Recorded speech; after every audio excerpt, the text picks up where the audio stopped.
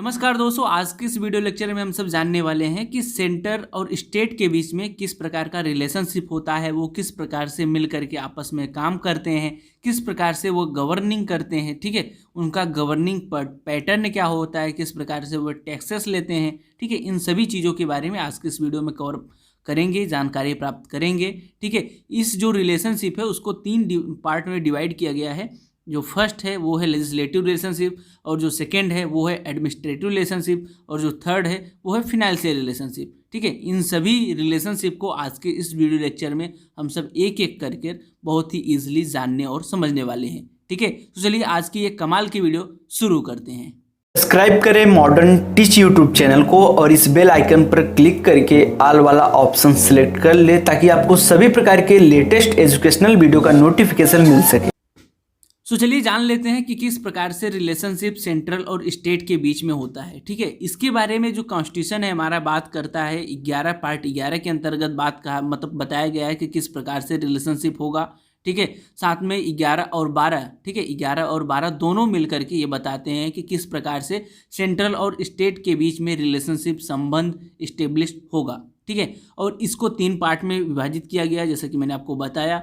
First है legislative relationship. Legislative relationship का मतलब होता है कि किस प्रकार से जो वहाँ की मतलब परिषदें हैं, जैसे कि वहाँ पर विधान परिषद होती है। आप जानते हैं कि जो स्टेट का अलग परिषद होता है जहाँ पर कानून वो अपना बनाकर पास कर सकते हैं, साथ में सेंट्रल का राज्यसभा लोकसभा उसका अलग परिषद होता है। ठीक है, तो वो कौन कौन से मतलब चीज़ों पर कानून बना सकती हैं, कौन कौन सी चीज़ें कानून नहीं बना सकती, वो किसके अंतर्गत आएगा, वो आएगा लेजिस्लेटिव रिलेशनशिप के।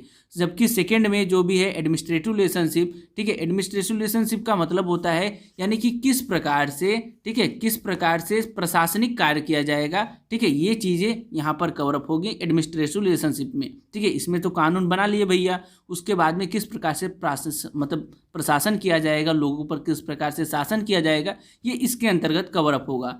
और जो थर्ड है वो है फिनेंशियल, यानी कि किस प्रकार से पैसे की लेन देन होगी, जो टैक्स लिया जाता है हम लोगों से। ठीक है, वो किस प्रकार से मैनेज होगा, कौन कितना टैक्स लेगा, वो चीज़ें यहाँ पर मैनेज की जाती हैं, जो कि फिनेंशियल रिलेशनशिप के अंतर्गत हम लोग पढ़ने वाले हैं। ठीक है, तो चलिए एक एक कर हम सभी चीज़ों को देखते और समझते हैं। ठीक है, सबसे पहला जो हमारा पॉइंट आता है यहाँ पर वो आता है लेजिस्लेटिव रिलेशनशिप। ठीक है, जिसके बारे में अगर आप कॉन्स्टिट्यूशन में देखना चाहें तो आप यहाँ पर आर्टिकल 245, ठीक है, और 255, ठीक है, यहाँ से लेकर के आप यहाँ तक आप देख सकते हैं, जो कि मैंने आपको बताया पार्ट 11 के अंतर्गत ये चीज़ें आती हैं। ठीक है, इसके अंतर्गत कुछ पॉइंट आते हैं जिसको आपको ध्यान में रखना है। ठीक है, यहाँ पर कुछ पॉइंट ये हैं, जैसे कि इसके अंतर्गत जैसे कि टेरिटरी।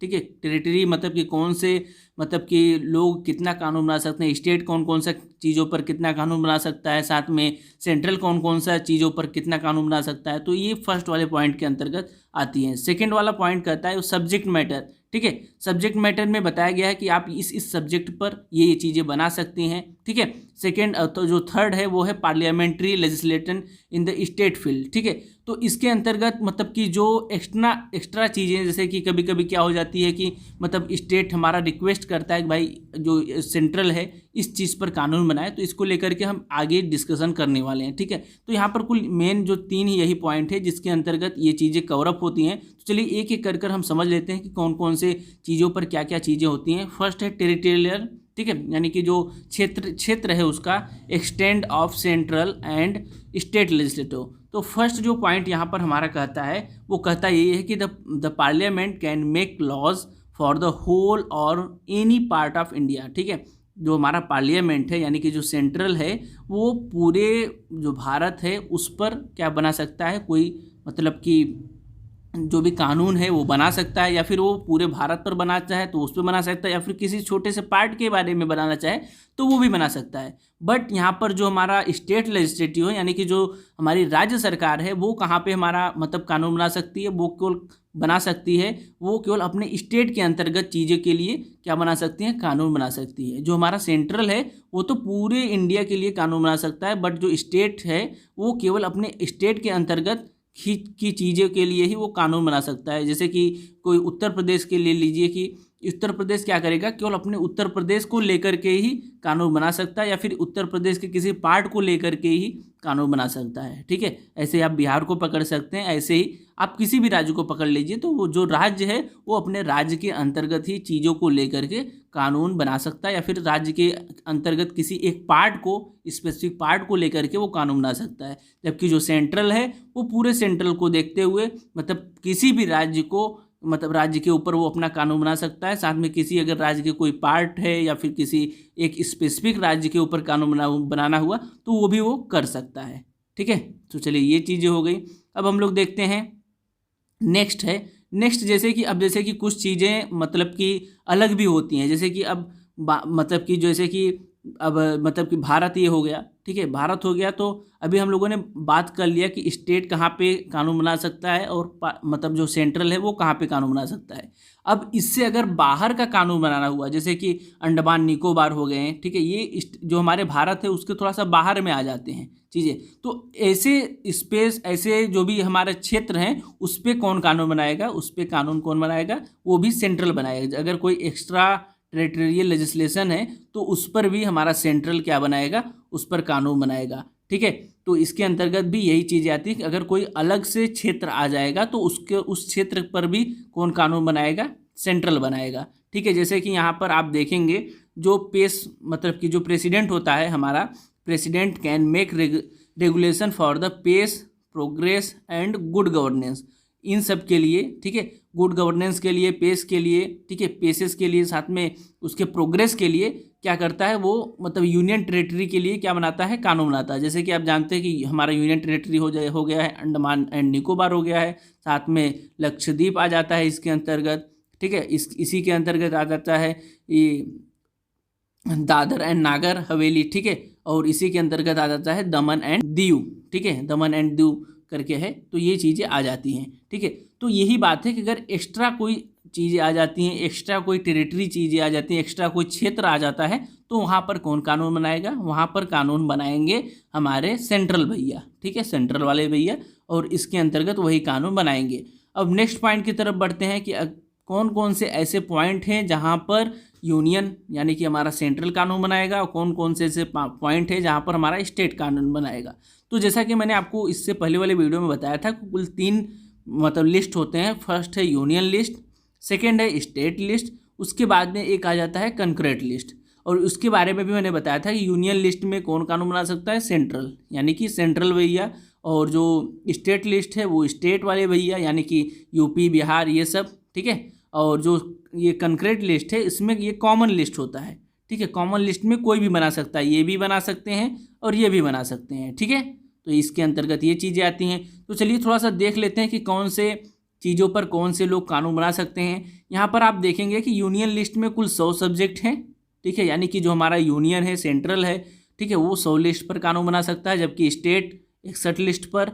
और ठीक है, जो कंकरेंट लिस्ट है यानी कि जो कॉमन लिस्ट है उसमें कुल 52 सब्जेक्ट हैं। ठीक है, तो 52 सब्जेक्ट जो कि कॉमन है, जिस पर कोई भी चाहे स्टेट बना दे कानून या फिर जो सेंट्रल है वो बना दे कानून। ठीक है, और अगर कोई एक्स्ट्रा चीज़ें आ जाती हैं, जैसे कि मान लीजिए कुछ अलग से एक्स्ट्रा मतलब कि लिस्ट आ गया, तो उस पर कौन कानून बनाएगा। ठीक है, उस पर कौन कानून बनाएगा अगर कोई एक्स्ट्रा चीज़ें आ गई, जैसे कि टेरिटरी में आपने देखा, क्षेत्र में अगर कोई एक्स्ट्रा क्षेत्र आ जाता है तो वहाँ पे कौन कानून बनाता है, वहाँ पे बनाता है सेंट्रल। इसी प्रकार से अगर कोई एक्स्ट्रा लिस्ट आ गया तो यहाँ पर भी कानून कौन बनाएगा, सेंट्रल, क्योंकि यहाँ पर सेंट्रल हमारा मोस्ट पावरफुल चीज़ है। ठीक है, क्योंकि यहाँ पर सेंट्रल को ज़्यादा हम लोगों के मतलब भारत में पावर दिया गया है। ठीक है, तो यही बात है।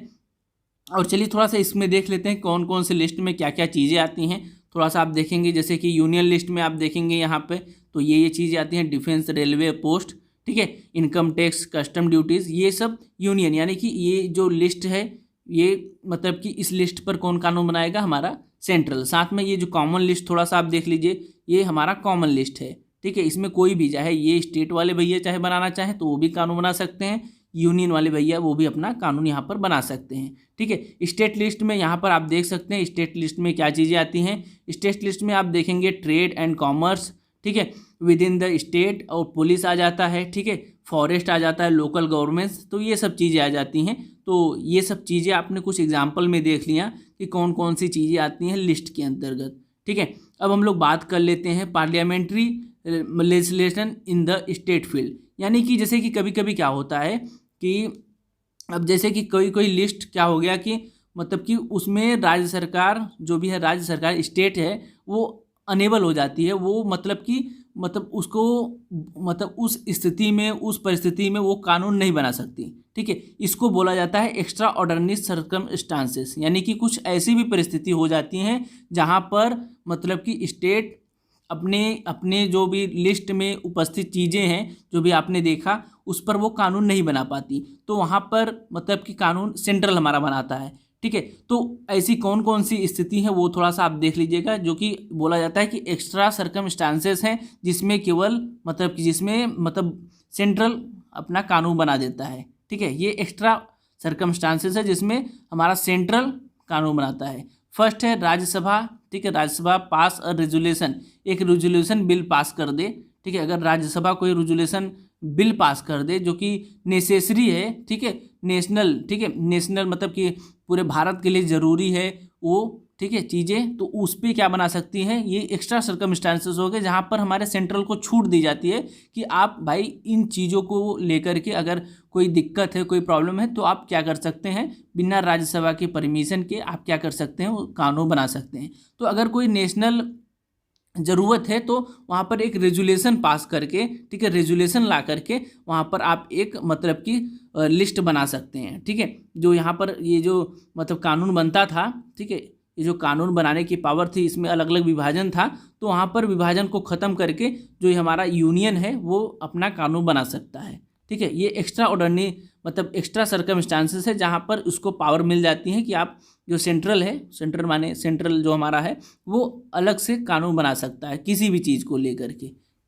सो दोस्तों, अभी तक आप लोगों ने देखा कि जो यूनियन टेरिटरी थी वो अपने जो लिस्ट के अंतर्गत चीज़ें थीं, वो अपने लिस्ट के अंतर्गत जो भी चीज़ें आती हैं वो उसको लेकर कानून बना सकता है, और जो स्टेट है वो अपने लिस्ट के अंतर्गत जो भी चीज़ें आती हैं वो उसको लेकर के कानून बना सकता है। साथ में ये जो कॉमन वाली चीज़ें हैं, ठीक है, ये जो कॉमन वाली चीज़ें हैं, इसमें दोनों लोग अपना कानून बना सकते हैं। ठीक है, चाहे स्टेट बना ले, चाहे ये यूनियन लिस्ट अपना बना ले, यानी कि जो हमारा सेंट्रल है वो भी बना सकता है। ठीक है, लेकिन कुछ कभी कभी क्या हो जाता है, अब देखिए सभी टाइम क्या होता है, बराबर नहीं होता है। ठीक है, कभी कभी क्या होता है, कुछ प्रॉब्लम भी आ जाती है, तो उस प्रॉब्लम के अंतर्गत क्या चीज़ें होंगी, उस प्रॉब्लम के अंतर्गत क्या चीज़ें होंगी, जो हमारा सेंट्रल है उसको पावर मिल जाता है कि वो क्या कर सकता है, वो अपना कानून बना सकता है, चाहे वो स्टेट को लेकर के हो, चाहे वो मतलब कि सेंट्रल को लेकर के हो। सेंट्रल का तो उसका पावर है ही, अगर स्टेट है मतलब कुछ अलग ऐसी चीज़ें आ गई जैसे इमरजेंसी आ गया, ठीक है, साथ में कुछ और भी अगर चीज़ें आ गई तो उसको लेकर के वो कानून बिना मतलब कि अगर उसके लिस्ट में नहीं है फिर भी वो बना सकता है। ठीक है, तो जैसे कि यहाँ पर एक्स्ट्रा सर्कमस्टांसेस यहाँ पर आप देख सकते हैं। ठीक है, एक्स्ट्रा सर्कमस्टांसेस कौन कौन से हैं, तो यहाँ पर फर्स्ट है कि अगर राज्यसभा, लोकसभा, ठीक है, राज्यसभा कोई एक रेजुलेशन पास कर दे, रेजुलेशन ला करके वो बोले कि भाई ये चीज़ें लाना ज़रूरी है, ठीक है, हर स्टेट के लिए, हर स्टेट को इसके अंतर्गत रहना होगा, कोई भी कानून हो गया, तो वहाँ पर वो कानून बना सकती है एक्स्ट्रा सर्कमस्टांसेस में। ठीक है, तो ये फर्स्ट होगा कि राज्यसभा को लगे कि कोई ऐसे मतलब ज़रूरत है किसी कानून की सभी स्टेट को, ठीक है, तो वहाँ पर वो कोई कानून नया ला करके उसको राज्यसभा में ला करके फिर वहाँ पर वो कानून बना सकती है। सेकेंड है ड्यूरिंग इमरजेंसी, यानी कि कोई अगर इमरजेंसी चीज़ें आ जाती हैं, जैसा कि आप जानते हैं इमरजेंसी अभी हम आगे पढ़ेंगे, उसका हमने एक ग्राफ भी बनाया है, तो ग्राफ के जरिए भी उसको समझेंगे। तो अगर कोई इमरजेंसी आ जाता है तो इमरजेंसी के समय भी जो हमारा पार्लियामेंट है, यानी कि जो सेंट्रल है, वो कानून बना करके उनको दे सकता है कि भाई इस कानून पर आप चलिए। ठीक है, और जो थर्ड है, ठीक है, थर्ड में बात यही कहा गया है कि अगर मतलब कि व्हेन लेजिस्लेटर ऑफ टू और मोर, मतलब कि अगर कोई दो स्टेट, ठीक है, कोई दो स्टेट बोलते हैं कि भाई आप इस टॉपिक पर को लेकर के, इस टॉपिक को लेकर के कानून बनाइए, वो उनसे रिक्वेस्ट करते हैं अगर, ठीक है, पार्लियामेंट को रिक्वेस्ट करते हैं कि आप इसको लेकर के कानून बनाइए, कोई भी चीज़, कोई भी मामला हो सकता है, कोई भी परिस्थिति हो सकती है, उसको लेकर के अगर वो बोलते हैं कि आप इस चीज़ को लेकर के कानून बनाइए, सेंट्रल को वो अगर रिक्वेस्ट करते हैं, तो वो स्टेट के अगर लिस्ट में वो चीज़ें हैं फिर भी वो कानून बना सकता है। कौन? स्टेट, मतलब सॉरी सेंट्रल। ठीक है, भले ही वो स्टेट के लिस्ट में है, अगर वो स्टेट के द्वारा रिक्वेस्ट किया जाता है कि भाई दो या दो से अधिक स्टेट के द्वारा रिक्वेस्ट किया जाता है, तो वहाँ पर सेंट्रल हमारा कानून बना पाएगा।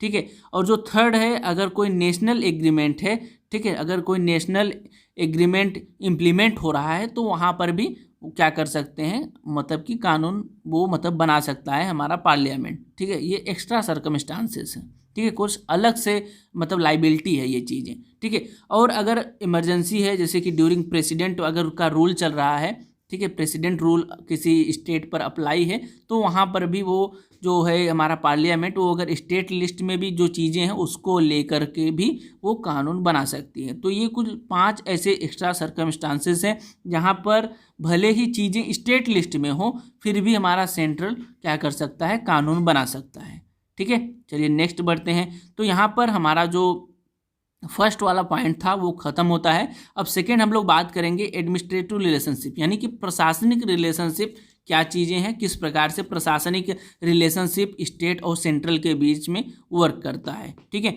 तो प्रशासनिक रिलेशनशिप के बारे में हमारे इंडियन कॉन्स्टिट्यूशन के 256 से लेकर के 263 तक ये बातें बताई गई हैं, इसके अंतर्गत एक्सप्लेनेशन दी गई है, साथ में ये पार्ट 11 के अंतर्गत, ठीक है, आता है और इसके अंतर्गत कॉन्स्टिट्यूशन इसको यहाँ पर डील करता है, ठीक है। तो यहाँ पर कुछ मतलब कि सबसे पहले पॉइंट देख लेते हैं कि क्या चीज़ें हैं, किस प्रकार से एक्स्ट्रा सर्कमस्टांस जो मतलब एडमिनिस्ट्रेटिव रिलेशन है किस प्रकार से काम करता है, ठीक है। फर्स्ट यहाँ पर आप देखेंगे central is import to give direction to the state. जैसा कि आप जानते हैं कि सेंट्रल जो है हमारा मतलब जो सेंटर है वो हमेशा स्टेट को अलग अलग मतलब डायरेक्शन दे सकता है, किस टाइप के मैटर को लेकर के वो डायरेक्शन दे सकता है, यहाँ पर आप देखेंगे इसमें, ठीक है। यहाँ पर आप देखेंगे फर्स्ट वाले पॉइंट में यहाँ पे है द कंस्ट्रक्शन एंड मेंटेनेंस को लेकर के, ठीक है। फर्स्ट है कंस्ट्रक्शन एंड मेंटेनेंस के लेकर, यानी कि अगर संसाधन का कुछ निर्माण या फिर रख रखाव उसको करवाना है तो हमारा जो सेंट्रल है मतलब जो हमारा मेन जो सेंटर है वो बोल सकता है कि भाई आप इससे जो भी मतलब कि संसाधन है उसका आप निर्माण करवाइए। कोई भी चीज़ है जैसे कि कोई धरोहर है, इन सब चीज़ों को लेकर के कोई स्पेशल चीज़ है तो उसको बोल सकता है आप इसका रख रखाव करवाइए। अगर वो धरोहर खराब हो रहा है तो उसको आप निर्माण करवाइए, तो इसको लेकर के वो उनको डायरेक्शन दे सकता है। साथ में जो सेकंड पॉइंट में बातें कही गई हैं, जो हमारा जैसे कि आप जानते हैं कि जो रेलवे है उसको कंट्रोल करता है सेंट्रल, तो वो बोल सकता है कि प्रोटेक्शन करिए रेलवे का, ठीक है। जिस प्रकार से रेलवे मतलब रेलवे अलग अलग स्टेट में जाती है, ठीक है, तो हर स्टेट को बोल सकता है आप रेलवे का प्रोटेक्शन करिए, रेलवे के जो भी सामान है जो भी चीज़ें उसकी आप सुरक्षा करिए। थर्ड जो प्रोविज़न है वो बोलता है कि जो भी मतलब कि अल्पसंख्यक बच्चे हैं उनको प्राइमरी स्टेज में जो भी बच्चे हैं उनको जो भी एजुकेशन दिया जाए, ठीक है, वो उनको एजुकेशन उनके मदर टंग में दिया जाए, यानी कि वो जिस भाषा को समझ सके उस भाषा में उनको क्या दिया जाए, उस भाषा में उनको एजुकेशन दिया जाए, ठीक है। और जो फोर्थ है, फोर्थ वाले में ये बातें बताई गई हैं कि जो भी अल्पसंख्यक और या फिर जो अनुसूचित जनजाति के लोग हैं उनको योजनाएं जो हमारे सेंट्रल चला रही है उनको वो लागू करे अपने स्टेट में, ठीक है। तो यहाँ पर यही बातें कही गई, जो शेड्यूल ट्रिबल कास्ट के मतलब चीज़ें हैं, शेड्यूल ट्रिबल की जो भी स्कीम है, ठीक है, वेलफेयर के लिए उसको वहाँ पर लागू करें, ठीक है। तो यहाँ पर ये कुछ मतलब की पॉइंट है जो कि क्या करती है, सेंट्रल हमारी बोलती है स्टेट को कि आप ये काम करिए। इसमें क्या करती है, इसके अंतर्गत वो डायरेक्शन देती हैं इन पॉइंट्स के अंतर्गत इन चीज़ों को लेकर के, ठीक है। तो अभी तक हम लोगों ने देखा कि जो एडमिनिस्ट्रेटिव रिलेशन है उसमें कौन कौन से ऐसे मैटर हैं जिसमें जो हमारा सेंट्रल है वो सलाह देता है कि आप ये कार्य करिए। अब सेकेंड हम लोग बात करते हैं कि किस प्रकार से यहाँ पे कॉपरेशन होता है, दोनों में किस प्रकार से कॉपरेशन दोनों करते हैं। तो अगर आप जानते हैं जैसे कि कॉपरेशन तभी हमारा संभव होगा जब मतलब कि ये बोला जाएगा कि अगर मान लीजिए स्टेट कोई कार्य कर रहा है तो उसको सेंट्रल मान्यता दे, ठीक है। तो यहाँ पर 261 आर्टिकल 261 के अंतर्गत यही बातें की गई हैं कि स्टेट जो भी चीज़ें करेगा, ठीक है, जो भी मतलब कि वहाँ पे काम करेगा, जो भी नियम कानून के अंतर्गत अपना कार्य कर रहा है, तो उस जो भी न्यायिक कार्य है उसकी जो भी वो प्रोसीजर है उसको वो मान्यता देगा, ठीक है। जो भी जुडिशियल प्रोसीजर हो गया, ठीक है, उन सबको वो यूनियन हमारा यानी कि जो स्टेट की जो भी कार्य है उसको कौन मान्यता देगा, वो सेंट्रल जो भी है हमारा वो मान्यता देगा, ठीक है। और जो सेकेंड आर्टिकल है जो भी आर्टिकल 262 है इसके अंतर्गत ये बातें कही गई हैं। देखिए क्या होता है, जो नदियाँ होती हैं वो नदियाँ एक स्टेट से होकर के अलग स्टेट में आप बहती हैं। अब कुछ स्टेट वाले क्या कर लेते हैं, कुछ राज्य वाले क्या कर लेते हैं, यहाँ पर बांध बना के रोक लेते हैं, ठीक है। तो इससे क्या होता है, यहाँ पर दूसरे स्टेट में पानी नहीं जा पाता। तो देखिए यहाँ पर पानी तो सबको ज़रूरत है, ठीक है, यहाँ पर भी खेत हैं, ठीक है, यहाँ पर भी खेत हैं। तो इसके लिए क्या करती हैं, बहुत सारे विवाद हो रहे थे कि मतलब कि नदियों को लेकर के। तो यहाँ पर जो स्टेट है वो तो मोस्ट पावरफुल है, तो यहाँ पर उसका कर्तव्य बनता है कि इस विवाद को निपटारा करें। लेकिन यहाँ पर इस जो आर्टिकल है, आर्टिकल 262 के अंतर्गत ये बातें बता दी गई हैं कि नदियों का जो भी विवाद होगा, ठीक है, जो नदियों को लेकर विवाद है उसका न्यायपूर्ण, ठीक है, अब स्टेट तो सबसे ऊपर है, तो उसको दोनों स्टेट की मतलब दोनों जो राज्य है उसकी मतलब वेलफेयर को, उसकी जो हित है उसको ध्यान में रखते हुए, ठीक है, न्यायिक निर्णय लेगा होगा, ठीक है, न्यायिक निर्णय देना होगा जिससे दोनों स्टेट को कोई भी प्रॉब्लम, कोई भी जो भी चीज़ें हैं उसका सामना न करना पड़े, ठीक है। तो इस आर्टिकल के अंतर्गत यही बातें कही गई हैं। तो इससे क्या होता है कि दोनों स्टेट के बीच में भी कॉपरेशन बना रहता है, साथ में स्टेट और जो सेंट्रल है उसके बीच में भी काफ़ी अच्छा कॉपरेशन रहता है। और जो थर्ड हमारा आर्टिकल है, यहाँ पर आप देखेंगे थर्ड आर्टिकल है 263, इसके अंतर्गत ये बातें कही गई हैं कि जो भी मतलब कि स्टेट है अगर उसके बीच में प्रॉब्लम का निपटारा नहीं हो पा रहा है, ठीक है, कभी कभी क्या होता है कि प्रॉब्लम काफ़ी गहरी होती है, तो उस स्थिति में हमारा जो प्रेसिडेंट है वो क्या कर सकता है, इस्टेब्लिश कर सकता है एक इंटर स्टेट काउंसिल को, ठीक है, एक कमेटी बना करके, और उसके बाद में उसको बोल सकता है कि आप उसको मतलब कि वहाँ पे दोनों स्टेट में जाइए, देखिए क्या प्रॉब्लम है, उसके बाद में आप आकर के हमको एडवाइस दीजिए उस बारे में कि क्या चीज़ें हो रही हैं, क्या चीज़ें नहीं हो रही हैं। उसके बाद में तब न्यायिक निर्णय और सही निर्णय दोनों स्टेट को दिया जाएगा, दोनों स्टेट को वेलफेयर, ठीक है, दोनों स्टेट के जो भी हित है उसको ध्यान में रखते हुए, ठीक है। तो ये कुछ मतलब कॉपरेशन है जो कि स्टेट और जो हमारा सेंट्रल है उसके बीच में होता है, ठीक है। और जो यहाँ पे थर्ड पॉइंट आ जाता है, वो थर्ड पॉइंट में आ जाता है यहाँ पर देखिए अब सर्विस का, ठीक है। अब आप बोलेंगे कि जो भी IAS PCS का रैंक है वो किसके अंतर्गत चीज़ें आती हैं, ठीक है। तो यहाँ पर यही बात कही गई है ऑल इंडिया सर्विस के अंतर्गत, ठीक है, क्योंकि इनके ऊपर बहुत ही ज़्यादा जिम्मेदारी मतलब जिम्मेदारी होता है कि किस प्रकार से राज्य की चीज़ों को लेकर के चलना है, किस प्रकार से शासन करना है, किस प्रकार की गवर्नेंस करना है वहाँ पर, तो ये IAS के ऊपर डिपेंड करता है। तो यहाँ पर आप देखेंगे कि जो मतलब कि IAS PCS लोग होते हैं, ठीक है, जैसा कि यहाँ पर लिखा गया है the central and state also have their, ठीक है, अलग से उनका एक स्प्रेटेड पब्लिक सर्विस होता है, ठीक है, जैसे कि सेंट्रल का हो गया सेंट्रल सर्विस हो गया और स्टेट का स्टेट सर्विस हो गया। तो स्टेट का एक अलग सर्विस का कमीशन होगा जहां पर स्टेट अपने सर्वेंट को, अपने लोगों को कंट्रोल करेगी, और जो मतलब स्टेट है उसका अलग से एक सर्विस कमीशन होगा जहां पर स्टेट अपने लोगों को कंट्रोल करेगी। लेकिन यहाँ पर डिफरेंस मेन ये है कि जो भी स्टेट के सर्विस वाले लोग होते हैं जैसे IAS हो गए, PCS हो गए, उनको जो सेंट्रल है वो कंट्रोल कर पाएगी, ठीक है, उनको हटा भी सकती है, नहीं भी हटा सकती है। तो यानी कि जो सेंट्रल हमारा मेन पावरफुल है तो वो इन लोगों के ऊपर, ठीक है, जो भी हमारे IAS PCS के रैंक वाले अधिकारी हैं वो तो चुने जाते हैं वो स्टेट सर्विस के ही अंतर्गत, लेकिन अगर सेंट्रल चाहे, जो हमारा केंद्र चाहे तो वो उनको हटा भी सकता है और अपॉइंट भी कर सकता है, ठीक है। मतलब कि जो भी देखिए यहाँ पर लिखा गया है the member of this service occupation top option, ठीक है, under both central and state, ये दोनों के अंतर्गत चीज़ें आएंगी। सर्विस आर कंट्रोल ज्वाइंटली, दोनों के जरिए, सेंट्रल एंड स्टेट के जरिए, दोनों के जरिए क्या किया जाएगा, कंट्रोल में लिया जाएगा, कंट्रोल किया जाएगा, ठीक है। Ultimate control lies with the central government while immediate control vest with the state government, ठीक है। लेकिन जो मेन जो एक्चुअल कंट्रोल होता है वो सेंट्रल गवर्नमेंट के पास ही होता है, अगर वो किसी को चाहे तो वो हटा भी सकती है। तो ये तो जो आपने देखा, ये जो ऑल इंडिया सर्विस कमीशन है ये तो आती है स्टेट सर्विस कमीशन के अंतर्गत, यानी कि स्टेट के अंतर्गत ये चीज़ें आती हैं। अब हम लोग बात कर लेते हैं कि कौन से ऐसे चीज़ें हैं जो कि मतलब कि सेंट्रल के अंतर्गत चीज़ें आती हैं। तो सेंट्रल के अंतर्गत आपने देखा होगा जैसे कि IRS आ गया, जो भी रेलवे के अधिकारी हो गए, ठीक है, तो वो सेंट्रल के अंतर्गत आते हैं, ठीक है। और जैसे कि आपने देखा होगा जो भी मतलब कि जो भी रेट डालते हैं, जैसे कि इनकम टैक्स डिपार्टमेंट हो गया, ठीक है। तो ये जो मतलब कि बड़े अधिकारी हैं, तो इनका जो भी मतलब कि वो मतलब फॉर्म जो होता है या फिर इनको जो चुनाव होता है, जो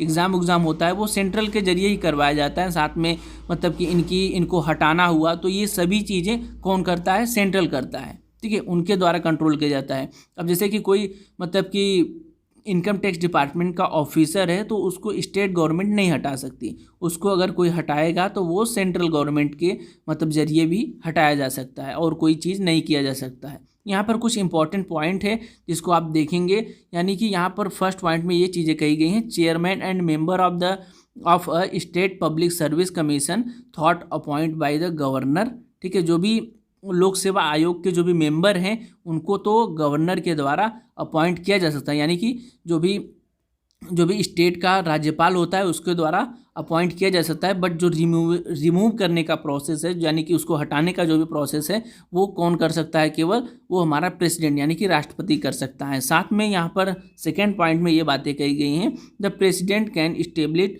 a joint state public service commission, यानी कि अगर कोई स्टेट रिक्वेस्ट करता है, दो या दो से अधिक मतलब कोई स्टेट बोलता है कि भाई मतलब कि मतलब कि ये जो यूपीएससी है, ठीक है, यूपीएससी होता है यूनियन पब्लिक सर्विस कमीशन, उसको क्या कर सकते हैं हमारा राष्ट्रपति, ठीक है, वो राष्ट्रपति क्या कर सकता है? दो स्टेट के लिए, ठीक है, एक यूपीएससी बना सकता है, यानी कि मतलब कि जो यूनियन पब्लिक सर्विस कमीशन है वो दोनों का एक ही कर सकता है, ठीक है। ये जो यूपीएससी है उसको दोनों को एक कर देगा, तो इसका नाम बदल कर क्या हो जाएगा? जेएसपीएससी, ठीक है। तो ये बातें हैं। अगर यहाँ पर बात यही लिखा गया है कि the parliament can establish a joint state public commission मतलब सर्विस कमीशन फॉर 2 और more state on the request of the, ठीक है, स्टेट लेजिस्लेशन। जो स्टेट का जो भी विधानसभा है, ठीक है, उसके अंतर्गत अगर वो रिक्वेस्ट करते हैं तो वहाँ पर क्या बना दिया जाएगा? जेएसपीएससी बना दिया जाएगा, यानी कि वो दो स्टेट की चीज़ों को कंट्रोल करेगा। The chairman and member of the JPSC, जो भी इसका मेंबर होगा वो डायरेक्ट प्रेसिडेंट के जरिए ही मतलब अपॉइंट किया जाएगा, ठीक है। और जो हमारा थर्ड पॉइंट है, इसके अंतर्गत बात ये कहा गया है, the union public service commission can serve the need, अगर उनको कोई आवश्यकता है, ठीक है, तो वो क्या कर सकते हैं? State on the request state governor, ठीक है, तो वो क्या कर सकते हैं? अगर उनके स्टेट को कोई चीज़ की या फिर उनको कोई आवश्यकता है तो वो क्या कर सकते हैं? या तो पहले तो आप वो बता देंगे राज्यपाल को, या फिर वो दोनों मिलकर के उनमें से कोई भी राज्यपाल या फिर जो यूपीएससी के, ठीक है, यूपीएससी के जो भी सर्विस मतलब मेन अधिकारी है, वो क्या बोल सकते हैं? राष्ट्रपति को भेज सकते हैं रिक्वेस्ट, या फिर उनसे अप्रूवल ले सकते हैं कि कोई भी जो भी उनको नीड है उससे रिलेटेड वो अप्रूवल मांग सकते हैं, ठीक है। अगर कोई उनको अप्रूवल की आवश्यकता है तो या तो वो गवर्नर को बोल करके अप्रूवल मंगवा सकते हैं, या फिर वो डायरेक्ट अप्रूवल प्रेसिडेंट से किसी भी चीज़ को कोई भी मैटर से रिलेटेड वो वहाँ से ले सकते हैं, ठीक है। तो ये पब्लिक सर्विस कमीशन के अंतर्गत चीज़ें आती हैं, जिसमें स्टेट और जो भी मतलब कि स्टेट हो गया, साथ में जो सेंट्रल हो गया, वहाँ पे जो भी मतलब लोग हैं उनको किस प्रकार से अपॉइंट किया जाता है, उनको किस प्रकार से हटाया जाता है। तो स्टेट के जो भी लोग हैं, जो स्टेट उनका मतलब कि लेती है, उनको स्टेट भर्ती करती है, तो वो क्या करती है? स्टेट के द्वारा हटाया जा सकता है, साथ में सेंट्रल के द्वारा भी हटाया जा सकता है। बट जो सेंट्रल यानी कि जो केंद्र सरकार उनको अपने अंडर में भर्ती करती है, उनको केवल सेंट्रल के जरिए ही हटाया जा सकता है, ठीक है। तो ये बातें हैं इसके अंतर्गत, ठीक है। अब हम थोड़ा सा जुडिशरी सिस्टम में किस प्रकार से दोनों में मतलब कि समानता है या फिर दोनों में किस प्रकार से मतलब साथ में मिलकर कार्य करते हैं, तो उसको थोड़ा सा देख लेते हैं। यहाँ पर आप देखेंगे इंडिया हैज़ डुअल पॉलिटी, जैसा कि आप सब जानते हैं इंडिया डुअल पॉलिटी सिस्टम पर वर्क करता है, जबकि आप देखेंगे जो हमारा मतलब जुडिशियल सिस्टम है वो डुअल सिस्टम पर वर्क नहीं करता है, ठीक है।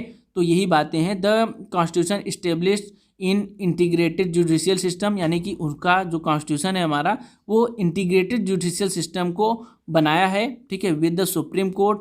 जो हमारा सुप्रीम कोर्ट है वो सबसे ऊपर है, सबसे टॉप पे है, और जो स्टेट में सबसे बड़ी चीज़ है, सबसे बड़ी कोर्ट है वो हाई कोर्ट होती है, ठीक है, जैसा कि ये सब आप जानते हैं। अब इसके अंतर्गत कुछ इंपॉर्टेंट चीज़ें देख लेते हैं जो कि स्टेट और सेंट्रल के बीच में रिलेशन को स्टेब्लिश करता है। तो यहाँ पर क्या चीज़ें हैं, फर्स्ट है यहाँ पर आप देखेंगे जजेस ऑफ द स्टेट, ठीक है, स्टेट हाई कोर्ट किसके द्वारा अपॉइंट किए जाएंगे, प्रेसिडेंट के द्वारा, ठीक है, और किसके रिक्वेस्ट पर, ठीक है, किसके रिक्वेस्ट पर, चीफ जस्टिस ऑफ इंडिया यानी कि जो भी मतलब कि सुप्रीम कोर्ट का हेड होगा उसके रिक्वेस्ट पर, ठीक है, प्रेसिडेंट उसको अपॉइंट करेंगे। साथ में अगर वो हमारे जो प्रेसिडेंट है वो अगर उनको अपॉइंट नहीं कर पाते, अगर कोई मतलब वो नहीं भी पहुंच पाते तो वो गवर्नर भी उनको अपॉइंट कर सकता है, ठीक है। They can also transfer and remove by the president, अगर मतलब उनको हटाना हुआ, जो भी स्टेट के हाई कोर्ट के जो भी जज हैं उनको हटाना हुआ तो कौन हटा सकता है, जो प्रेसिडेंट है वो अपना हटा भी सकता है, ठीक है। Parliament can establish common high court, अगर दो, ठीक है, अगर पार्लियामेंट चाहती है कि मतलब कि दो स्टेट का एक ही हाई कोर्ट हो तो वो भी वो कर सकती है। इसका एग्जाम्पल आप देख सकते हैं महाराष्ट्र एंड गोवा, पंजाब एंड हरियाणा, मतलब कि बड़े बड़े क्षेत्रों का अगर वो एक मतलब एक ही हाई कोर्ट इस्टेब्लिश करना चाहे तो वो भी वो कर सकती है, ठीक है। तो इसके अंतर्गत ये चीज़ें आती हैं। तो यहाँ पर स्टेट को कौन सी पावर है वो आप लोगों ने देखा कि स्टेट के जजेस को किस प्रकार से हमारे प्रेसिडेंट को द्वारा अपॉइंट किया जाता है, साथ में किस प्रकार से स्टेट को हमारा जुडिशरी सिस्टम प्रोवाइड करता है सेंट्रल, ठीक है। तो इसमें क्या रिलेशन है वो आप लोगों ने देखा, ठीक है। अब हम लोग देखेंगे relationship during emergency, emergency time में किस प्रकार का यहाँ पर प्रोविज़न है। तो इमरजेंसी टाइम का जो भी प्रोविज़न है वो थोड़ा सा हम लोग देख लेते हैं। ड्यूरिंग इमरजेंसी, जो भी इमरजेंसी का आप लोग प्रोविज़न देखेंगे, इमरजेंसी इस आर्टिकल के अंतर्गत आती हैं 352 के अंतर्गत, ठीक है। सेंट्रल इसमें क्या होता है, जब इमरजेंसी लागू होता है तो क्या होता है, सेंट्रल उसको सबसे ज़्यादा पावर हो जाती है, ठीक है। फिर वो जो भी चीज़ें कहेगा, जो भी मैटर कहेगा, ठीक है, उसको स्टेट गवर्नमेंट को मानना पड़ेगा, ठीक है। और जो भी वो बोलेगा कि आप ये करिए ये मत करिए तो उसको ये चीज़ें माननी होगी। यहाँ पर आप देखेंगे इस ग्राफ के जरिए यही बातें बताने का प्रयास किया गया है। जो हमारा नेशनल इमरजेंसी की चीज़ें हैं तो उसमें क्या होता है, जो सेंट्रल है वो उसको पावर हो जाती है। पहले तो यहाँ पर उसको डायरेक्ट पावर होती है, लेकिन यहाँ पर तब उसको फुल कंट्रोल मिल जाता है स्टेट के ऊपर, और वो जैसा चाहे, ठीक है, वो वैसा उसको कंट्रोल कर सकती है, ठीक है। Powers of the state are not suspended, ठीक है। तो ये जो चीज़ें हैं वो स्टेट इमरजेंसी के समय में आप देखेंगे कि किस प्रकार से उसके सभी पावर, सभी चीज़ें खत्म हो जाती हैं, ठीक है। तो यही सब चीज़ें हैं कि जब नेशनल इमरजेंसी होगा तो सेंट्रल का वहाँ पे सभी चीज़ें पर कंट्रोल आ जाता है, ठीक है। स्टेट के ऊपर वो पूरी तरीके से कंट्रोल करके उस पर हावी हो जाता है, और जिस प्रकार से वो करवाना चाहे, जो भी मतलब काम करवाना चाहिए कि पुलिस भेजिए, आर्मी, मतलब कि वहाँ पे जो भी हेड हैं, ये सब जो भी करवाना चाहे, मतलब कि पैसे को भी वो स्थगित कर सकता है, जो भी जैसा भी करना चाहे वो कर सकता है। तो ये तो बात हो गई नेशनल इमरजेंसी की। अगर प्रेसिडेंट रूल यहाँ पर अप्लाई हो जाता है, प्रेसिडेंशियल इमरजेंसी आ जाती है, प्रेसिडेंट रूल अप्लाई हो जाता है, तब क्या चीज़ें होंगी। अगर प्रेसिडेंट रूल अप्लाई होगा, सबसे पहले आप ये देख लीजिए कि जो प्रेसिडेंट रूल है वो किस आर्टिकल के अंतर्गत आती हैं, वो आती हैं आर्टिकल 356 के अंतर्गत, ठीक है। तब क्या होगा, the president can assume to the himself all of any function of the governance of the state, यानी कि तब भी क्या होगी, प्रेसिडेंट के हाथों में सभी पावर, सभी अथॉरिटी स्टेट की, ठीक है, सभी चीज़ें आ जाएंगी, ठीक है। तो ये पावर आ जाती हैं जब प्रेसिडेंट रूल अप्लाई होता है। बट इसमें एक छूट भी होता है, इसको आपको ध्यान में देना होगा। इसमें छूट क्या होता है, इसमें विधानमंडल को का जो भी कार्य होता है, लेजिस्लेचर का जो भी कार्य होता है, यानी कि जो स्टेट के अंतर्गत लेजिस्लेचर है उसका जो भी कार्य है उसको केवल छूट दिया जाता है, बाकी सभी जो कंट्रोल होता है वो हमारा राष्ट्रपति कर लेता है। सो यहाँ पर अब हम लोग देख लेते हैं कि किस प्रकार से प्रेसिडेंट रूल अप्लाई होता है। यहाँ पर आप देखेंगे कि जो भी गवर्नर का पावर होता है वो प्रेसिडेंट के रूल टाइम यहाँ पर सभी अथॉरिटी इसके अंतर्गत आ जाती है, ठीक है। सभी जो स्टेट की जो भी चीज़ें हैं, president sold authority in the state, सभी जो स्टेट की जो भी अथॉरिटी है, सभी जो मतलब कार्य करने की शक्ति है, जो भी कानून लागू करने की शक्ति है, सभी कौन ले लेता है, गवर्नर ले लेता है, ठीक है। और गवर्नर किसके इशारे पे काम करेगा? जो भी प्रेसिडेंट है, जो भी राष्ट्रपति है, उसके इशारे पर जो भी काम करना हुआ वो करेगा, ठीक है। यानी कि अगर हम सीधा सीधा देखें तो राष्ट्रपति, ठीक है, सेंट्रल में बैठ करके, ठीक है, यहाँ पर गवर्नर जो भी यहाँ का राज्यपाल है, ठीक है, स्टेट का, उसको पावर देगा कि आप ये काम करिए, ये करिए, ठीक है। तो कब ये चीज़ें लागू होती हैं? जो प्रेसिडेंट रूल है कब लागू होता है? तब ये चीज़ें लागू होती हैं जब कभी क्या हो जाता है कि स्टेट का जो भी मुख्यमंत्री है, ठीक है, वो अपने इधर की शासन व्यवस्था को चलाने में अनकंट्रोल हो जाता है, वहाँ की शासन व्यवस्था बिगड़ने लगती है, लोग विद्रोह करने लगते हैं, तब वहाँ पर क्या आ जाता है? President rule. और प्रेसिडेंट रूल में जो भी कंट्रोल होता है वो किसके पास चला जाता है? राष्ट्रपति के पास, और राष्ट्रपति का फुल उस पर कंट्रोल हो जाता है, ठीक है। कुछ अगर फिनेंशियल इमरजेंसी आ गई तब क्या रिलेशनशिप होगा वो थोड़ा सा देख लेते हैं। फिनेंशियल रिलेशनशिप में सीधा रिलेशनशिप है। आप देखेंगे जो फिनेंशियल इमरजेंसी की बात कही गई है वो 360 के अंतर्गत कही गई है। तो यहाँ पर आप देखेंगे फिनेंशियल इमरजेंसी में देखेंगे कि जो प्रेसिडेंट है कैन आस्क कर सकता है reducing in the salaries of the persons serving in the state and judicial member, ठीक है। तो यहाँ पर जो प्रेसिडेंट है वो बोल सकता है कि जो भी आपके स्टेट में जो भी लोग सर्विस कर रहे हैं, जो भी जॉब कर रहे हैं, उनके आप क्या करिए, जो भी उनके सर्विस में जो भी पैसा आप दे रहे हैं, जैसे कि 10,000 दे रहे हैं तो वो बता सकती है कि आप इनको 5,000 दीजिए। तो उसमें वो कटौती करके जो भी फिनेंशियल कंडीशन है उसको मेंटेन करने का काम कर सकती है, ठीक है। तो ये कब काम करेगी? जब हमारा फिनेंशियल इमरजेंसी लागू होगा तब, जब पैसे की कमी लागू होगा तब।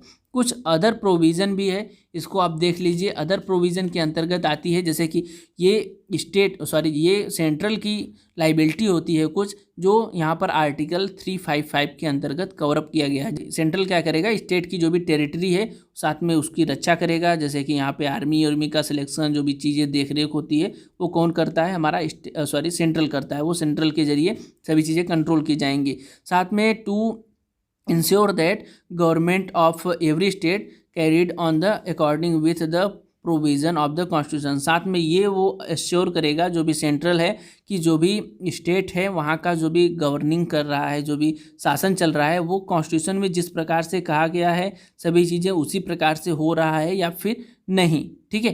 तो ये फर्स्ट पावर तो हो गया टेरिटरी का, स्टेट की टेरिटरी मतलब बाह्य सुरक्षा उसको करेगा, बाह्य आक्रमण है उसको रोकेगा। सेकेंड हो गया कि जो भी मतलब कॉन्स्टिट्यूशन में चीज़ें लिखी गई हैं उसको वो लागू करेगा कि स्टेट इसका पालन करे, और अगर नहीं कर रहा है तो वहाँ पर वो देखेगा क्यों नहीं कर रहा है और उसको लागू करवाएगा, ठीक है। द स्टेट इलेक्शन कमीशन, ठीक है, यहाँ पर एक और भी अच्छा प्रोविज़न है। The state election commission thought appoint by the governor, ठीक है, जो स्टेट का जो भी इलेक्शन कमिश्नर है जो कि इलेक्शन करवाता है, जैसा कि ग्राम पंचायत का हो गया और जो मंत्री परिषद का हो गया, ठीक है, मतलब विधानमंडल का जो भी चुनाव होते हैं, ठीक है, साथ में मुख्यमंत्री का जो भी चुनाव होता है, ठीक है।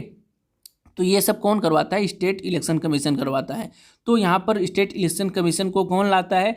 गवर्नर, ठीक है, गवर्नर लाता है। और गवर्नर वहाँ पे ला तो सकता है लेकिन उसको रिमूव नहीं कर सकता। रिमूव कौन करेगा?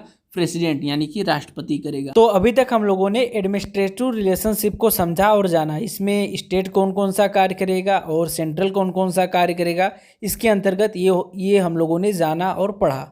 अब जो थर्ड आती है पॉइंट वो आता है फिनेंशियल रिलेशनशिप, यानी कि पैसे को लेकर के किस प्रकार से स्टेट और जो भी हमारा सेंट्रल है उसके बीच में रिलेशनशिप होगा।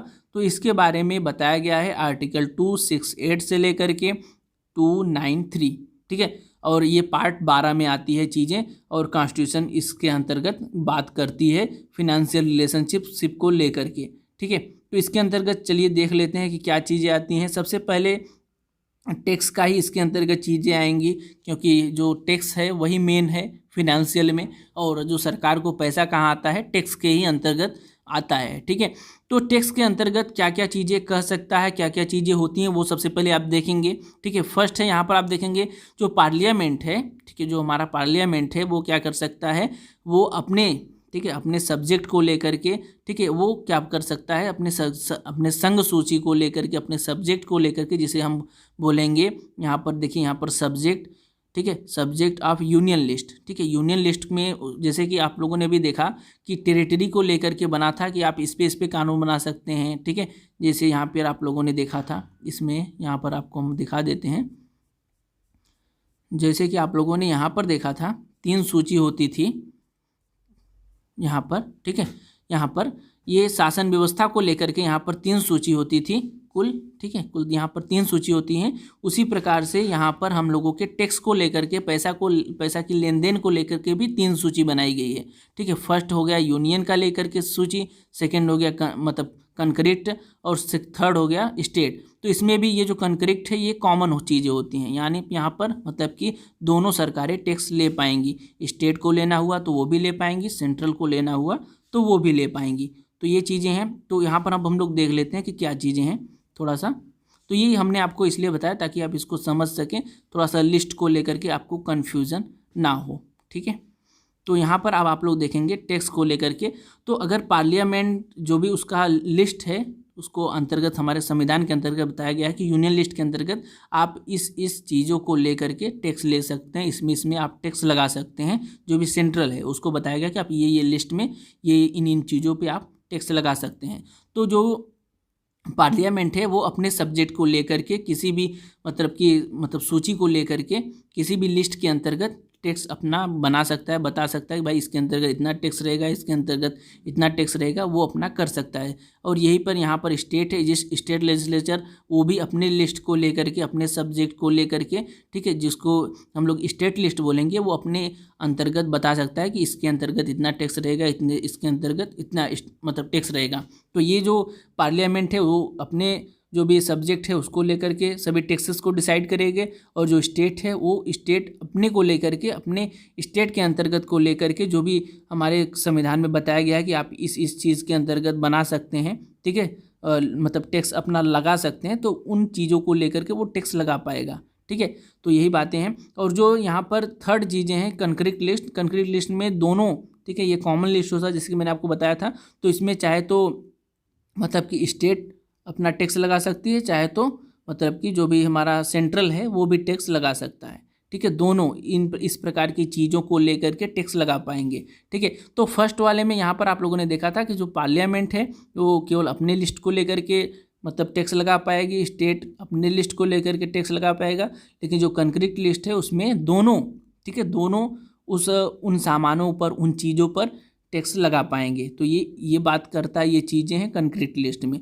यहाँ पर फोर्थ जो चीज़ें हैं, अगर कोई एक्स्ट्रा चीज़ें आ जाती हैं, जैसे कि कोई एक्स्ट्रा सामान आ गया, कोई एक्स्ट्रा चीज़ें आ गई जिस पे सरकार को अगर टैक्स लगाना हुआ जो कि संविधान में नहीं लिखा हुआ है, तब कौन टैक्स लगाएगा? तब जैसा कि आप लोग जानते हैं, जैसे कि टेरिटरी वाले में भी चीज़ें होती थी कि अगर कोई एक्स्ट्रा टेरिटरी है तो वहाँ पर क्या होता था कि एक्स्ट्रा टेरिटरी पर सेंट्रल ही हमेशा कानून बनाता था। तो यहाँ पर भी वही चीज़ें हैं कि अगर कोई एक्स्ट्रा चीज़ें आ गई तो एक्स्ट्रा चीज़ों पर भी जो टैक्स लगाया जाएगा वो हमेशा पार्लियामेंट यानी कि सेंट्रल के जरिए लगाया जाएगा। जैसा कि यहाँ पर कुछ टैक्स एक्स्ट्रा चीज़ों पर इम्पोज किया गया है, जैसे कि गिफ्ट टैक्स हो गया, साथ में वेल्थ यानी कि संपत्ति कर, ये कौन लेता है? ये हमेशा सेंट्रल लेती है। ठीक है, साथ में एक्सपेंडिचर यानी कि जो व्यय को लेकर, खर्च को लेकर जो भी टैक्स है वो कौन लेता है?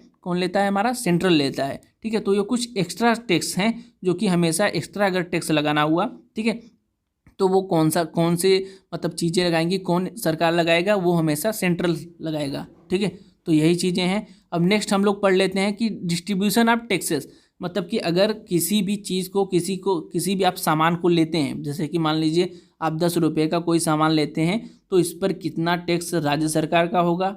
ठीक है, कितना टैक्स मतलब कि राज्य सरकार का होगा और कितना टैक्स सेंट्रल का होगा अपने। ठीक है, तो ये किस प्रकार से कौन डिसाइड करेगा? तो इसके लिए अभी एक नया चीज़ आया है जिसको हम लोग बोलते हैं जीएसटी, और जीएसटी के अंतर्गत ही ये चीज़ें डिसाइड होती हैं कि कौन सा टैक्स मतलब कितना टैक्स हमारा सेंट्रल लेगा। सही है, ठीक है, कितना टैक्स सेंट्रल लेगा, यानी कि जो मतलब कि केंद्र है वो कितना टैक्स लेगा, साथ में राज्य है वो कितना टैक्स लेगा। तो ये जो चीज़ें हैं वो जीएसटी के अंतर्गत डिसाइड होती हैं। तो जीएसटी को एक बार आप पढ़ लीजिएगा। ठीक है, जीएसटी बहुत ही इंपॉर्टेंट है, लेकिन मैं आपको यहाँ पर ओवरव्यू दे देता हूँ एक प्रकार से। ठीक है, जीएसटी के अंतर्गत यहाँ पर आप देखेंगे 3 टाइप है जीएसटी का। फर्स्ट है CGST, सेकेंड है SGST और जो थर्ड है वो है IGST। CGST के अंतर्गत क्या होती है? CGST का मतलब होता है सेंट्रल गवर्नमेंट जो भी यहाँ पर चीज़ें लेंगी। सी मतलब सेंट्रल गवर्नमेंट इस GST को लेगा। CGST में सेंट्रल गवर्नमेंट लेगा और जो SGST है उसमें जो भी टैक्स होगा वो स्टेट गवर्नमेंट लेगा। और जो IGST है उसमें तो सेंट्रल गवर्नमेंट टैक्स लेगा ही लेगा, लेकिन वो किस स्टेट को टैक्स दिया जाए ये भी डिसाइड कौन करेगा? ये हमारा सेंट्रल करेगा। तो एक बार फिर से आपको बता देते हैं, CGST का सीधा सीधा मतलब है मतलब सेंट्रल गवर्नमेंट इसमें टैक्स लेगा। SGST का सीधा सीधा मतलब है स्टेट गवर्नमेंट लेगा। लेकिन IGST में लफड़ा होता है। लफड़ा इसलिए होता है कि कभी कभी क्या होता है कि जैसे कोई सामान बना यहाँ पर उत्तर प्रदेश में, अब उसको यहाँ पर जाकर के बिहार में बेचा जा रहा है, ठीक है। तो बिहार में उस सामान को बेचा जा रहा है तो यहाँ पर क्या होगा कि GST तो किसको देना पड़ेगा? अब जैसे कि GST किसको देना पड़ेगा? उत्तर प्रदेश वाले को GST हमको देना है। कोई खरीद रहा है सामान इसको तो उत्तर प्रदेश वालों को देना है कि बिहार वालों को देना है? तो ये डिसाइड कौन करता है? IGST के अंतर्गत डिसाइड करता है। तो जहाँ पर भी सामान ये बेचा जाता है, जो भी सामान लेता है वो कहाँ पर लेके जा रहा है, तो ये चीज़ें डिसाइड होती हैं IGST के अंतर्गत, ठीक है। तो चलिए इसके अंतर्गत आप लोग देख लीजिएगा। और ये अभी नया नया चीज़ें आई जैसा कि आप लोग जानते हैं 2017 में आया था और 101 कॉन्स्टिट्यूशनल अमेंडमेंट के अंतर्गत ये चीज़ें जोड़ी गई थी, ठीक है। तो ये GST के अंतर्गत आती हैं और GST में इसमें मतलब पैसा का लेन देन होता है कि कितना मतलब GST का पैसा सरकार रखेगी, कितना GST का पैसा मतलब हमारा स्टेट रखेगा, ठीक है। अगर यहाँ पर देखिए सीधा सीधा हाफ डिवीज़न होता है, जैसे कि 18% GST लिया जा रहा है तो यहाँ पर 9% यहाँ पर जाएगा सीधा सेंट्रल के पास, ठीक है। बाकी जो 9% बचा, ठीक है, 9 दूनी 18 होगा तो 9% जाएगा इसके पास, 9% जाएगा सेंट्रल के पास। तो यहाँ पर 9 कितना हो गया हमारा 18%। तो कुछ इस प्रकार से GST लिया जाता है और इसी प्रकार से GST का जो डिस्ट्रीब्यूशन है वो किया जाता है। तो GST के अंतर्गत यही चीज़ें हैं। GST को आप एक बार अलग से पढ़िएगा तो काफ़ी अच्छे तरीके से आपको समझ में आ जाएगा कि GST क्या है, किस प्रकार से टैक्स का ये प्रोसेस चलता है। सो नेक्स्ट हम लोग जानते हैं कि किस प्रकार से राज्य को सहायता या फिर अनुदान या फिर वित्त आयोग, ठीक है, किस प्रकार से उनको सहायता प्रदान की जाती है, किस प्रकार से राज्य को अनुदान दिया जाता है। जैसे कि अभी टैक्स का पैसा आया आपके पास, ठीक है, तो क्या करती है, जैसे कि टैक्स का पैसा आया सेंट्रल के पास तो वो क्या करती है, टैक्स को अलग अलग स्टेट में डिवाइड करती हैं। इनको दे दिया 10%, इनको दे दिया 5%, ठीक है। ऐसा करके वो टैक्स का डिवीज़न करती है। जिस प्रकार का स्टेट है, स्टेट अगर बढ़िया है मतलब कि अच्छा खासा है, वहाँ पर मेंटेनेंस अच्छा है, वहाँ पर स्कूल कॉलेज हैं किसी स्टेट में, तो उसको कम पैसा देगी।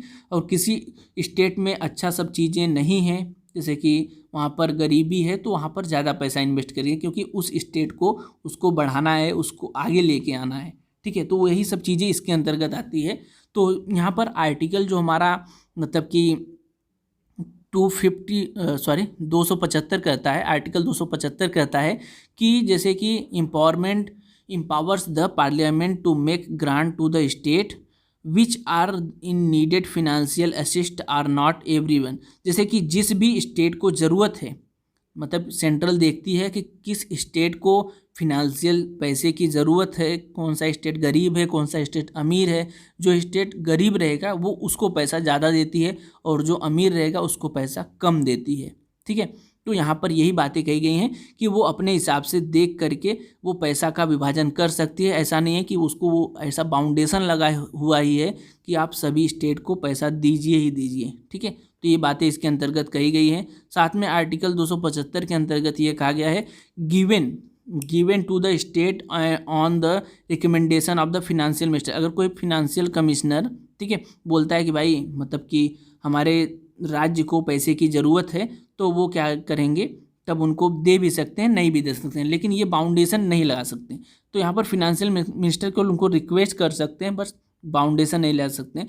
अगर कोई उनको जनरल ज़रूरत है या फिर स्पेसिफिक ज़रूरत है तब पर भी उनको रिक्वेस्ट करनी होगी। अगर वो उनका रिक्वेस्ट स्वीकार कर लिया जाता है तब तो उनको देंगे, नहीं करना है तो वो नहीं देंगे, ठीक है। तो जो सेंट्रल है उसको देना हुआ तो देगा, नहीं देना हुआ तो नहीं देगा, ठीक है। इस प्रकार की चीज़ें हैं। सो नेक्स्ट जो आर्टिकल है आर्टिकल 282 है, जिसमें बात ये कहा गया है कि जहाँ पर पब्लिक जो भी पब्लिक पर्पज़ है, कोई पब्लिक पर्पज़ हो गया, कोई मतलब कि जैसे कोई पब्लिक पर्पज़ के लिए सड़क बनाना हुआ, कोई नेशनल हाईवे निकालना हुआ, तो वहाँ पर जो हमारा मतलब कि राज्य सरकार है वो भी इन्वेस्टमेंट कर सकता है, वो भी पैसा दे सकता है। साथ में जो स्टेट है वो भी पैसा दे सकता है, ठीक है। तो यहाँ पर किसी भी को बाउंडेशन नहीं है। अगर कोई स्टेट हेल्प भी करना चाहे जिसका टेरिटरी नहीं है, जैसे कि कोई अदर स्टेट भी हेल्प करना चाहे तो वो भी कर सकता है, ठीक है। और जो ये चीज़ें जो भी हैं वो विवेकाधीन, मतलब कि एक मतलब सामाजिक दृष्टि से जैसा कि नहीं देखा जाता, किसी गरीब व्यक्ति का या फिर जो सामाजिक कार्य हो रहा है उसमें मदद करिए, तो ये इस प्रकार की चीज़ें, इस प्रकार के दृष्टिकोण के अंतर्गत ये चीज़ें देखी जा सकती हैं। बट यहाँ पर एक बात इसी आर्टिकल के अंतर्गत कहा गया है कि अगर कोई मतलब स्टेट, ठीक है, अगर कोई स्टेट इस प्रकार की चीज़ें करता है या फिर नहीं करता है, या फिर उसको पैसे की ज़रूरत है या फिर नहीं भी है, ठीक है, लेकिन यहाँ पर जो हमारा सेंट्रल है वो बाउंड नहीं है, ठीक है, वो नो, उसके ऊपर कोई भी बाउंडेशन है कि उसको पैसा देना ही है, ठीक है, उसका कोई भी बाउंडेशन नहीं है कि उसको ऐसा मतलब ज़रूरत ही है कि स्टेट को पैसा दे, ठीक है। तो कहने का अर्थ ये है कि स्टेट को बाउंडेशन नहीं है कि वो, सेंट्रल को बाउंडेशन नहीं है कि वो स्टेट को पैसा दे ही दे, ठीक है। अगर उसको नहीं देना हुआ तो वो नहीं भी देगा, अगर देना हुआ उसको तो वो देगा, ठीक है। इस प्रकार की चीज़ें हैं, यानी कि उसको बाउंडेशन नहीं है, वो अपने हिसाब से सभी चीज़ें को मैनेज कर सकता है जैसे उसको करना हुआ। और जो अंतिम पॉइंट है इसके अंतर्गत है वो है इफ़ेक्ट्स ऑफ इमरजेंसी। इमरजेंसी के अंतर्गत किस प्रकार की चीज़ें रहेंगी, तो जैसा कि मैंने आपको इससे पहले भी बताया कि इमरजेंसी के समय क्या प्रोविज़न, क्या चीज़ें होती हैं। अगर नेशनल इमरजेंसी होगा तो स्टेट को कुछ भी चीज़ें करवाया जा सकता है कि आप ये करिए वो करिए, जो भी पूरी तरीके से कंट्रोल है वो प्रेसिडेंट के हाथों में चली जाती है अगर नेशनल इमरजेंसी आता है। साथ में अगर फिनेंशियल इमरजेंसी आता है तो यहाँ पर भी वही चीज़ है कि फिनेंशियल इमरजेंसी में जो स्टेट के जो भी लोग हैं उनके मतलब वेतन में कटौती की जा सकती है। साथ में स्टेट अगर कोई कार्य कर रहा है तो उसको भी रोका जा सकता है, ठीक है। तो यही सब चीज़ें आती हैं। इसके बारे में मैंने आपको जस्ट इसके पहले बता दिया कि क्या चीज़ें हैं। अगर फिनेंशियल इमरजेंसी ये चीज़ें में आती हैं तो यहाँ पर जो भी चीज़ें हैं जैसे कि मतलब पैसा ले करके लोगों की जो भी वेतन है उसमें कटौती कर दिया जाएगा। अगर कोई मतलब स्टेट कार्य कर रहा है तो उसको सस्पेंड कर दिया जाएगा, ठीक है। सस्पेंड इसलिए किया जाएगा कि ताकि वहाँ पर पैसा खर्च ना हो और जो भी मतलब पैसा है वो बचा रहे और उस पैसे को फिनेंशियल इमरजेंसी को खत्म करने के लिए लगाया जा सके, जिससे कि फिनेंशियल इमरजेंसी खत्म हो सके। तो state have to carry out जो भी मतलब कि जो भी स्टेट है वो जो भी बोलेगा सेंट्रल वही सब कार्य उसको करना पड़ेगा, जो भी प्रेसिडेंट का मतलब बोलेंगे, ठीक है, उसके अंतर्गत तो उसको जो कैरी आउट करना पड़ेगा। सेंट्रल स्पॉन्सर्ड स्कीम, जो भी स्कीम वो लाएगा सेंट्रल, उसको फॉलो अप करना पड़ेगा, क्योंकि उस समय फिनेंशियल इमरजेंसी है। इस कारणवश सभी जो बातें हैं, सभी जो चीज़ें हैं वो सेंट्रल की सुनना ज़रूरी है, ठीक है। सो आई होप अब आप लोगों ने समझ लिया कि क्या होता है लेजिस्लेटिव रिलेशन, ठीक है, सेंट्रल और स्टेट के बीच में। साथ में एडमिनिस्ट्रेटिव रिलेशन क्या होता है, यानी कि प्रशासनिक रिलेशन स्टेट और सेंट्रल के बीच में क्या होता है। साथ में फिनेंशियल रिलेशन क्या होता है और किस प्रकार से रन होता है, ठीक है। आज के इस वीडियो में फिलहाल इतना ही। Thanks for watching guys, bye bye, जय हिंद, मिलते हैं।